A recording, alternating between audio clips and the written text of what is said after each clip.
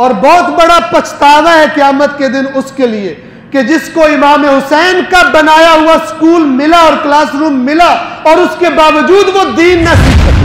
बड़ा पछतावा है क़यामत के दिन उसके लिए कि जिसको इमाम हुसैन का बनाया हुआ स्कूल मिला और क्लासरूम मिला और उसके बावजूद वो दीन न सीख सके। याद रखिएगा, ये क्लासरूम है, फर्श अज़ा क्लासरूम है, कायनात का सबसे बेहतरीन क्लासरूम। और बहुत बड़ा पछतावा है क़यामत के दिन उसके लिए कि जिसको इमाम हुसैन का बनाया हुआ स्कूल मिला और क्लासरूम मिला और उसके बावजूद वो दीन ना सीख सके।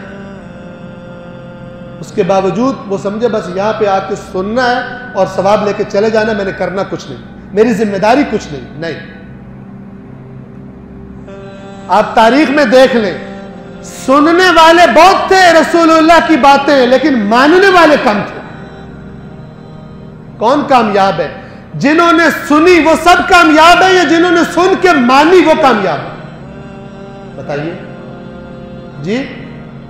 सुन के मानी जिन्होंने, बाकी क़यामत के दिन कहें हमने जनाब पाक रसूल की बातें सुनी, हमने पाक अली की बातें सुनी इसलिए हमारी बख्शिश होगी, नहीं कबूल। सिर्फ सुनना नहीं है, कुरान ने इस सुनने की बड़ी मजम्मत की हुई है। कुरान कहता है सूरतुल जाथिया में ये आयात है, यस्मउ आयातिल्लाहि तुतला अलैहि तुम्मा युसिर्रु मुस्तकबिरन कअल्लम यस्मअहा फबश्शिरहु बिअज़ाबिन अलीम। अल्लाह की आयात को सुनता है, उस पर पढ़ी जा रही होती है, लेकिन अपनी साबिका हरकतों पर उसी तरह डटा रहता है गोया आयात कुरान सुनी नहीं। इस सुनने का फायदा नहीं है। क्या कह रहे कुरान? फबश्शिरहु बिअज़ाबिन अलीम। इस सुनी को अनसुनी कर देने वाले को दर्दनाक अजाब की खुशखबरी सुनाई। जन्नत की खुशखबरी उसके लिए कि जो सुने और उसको अपनाए।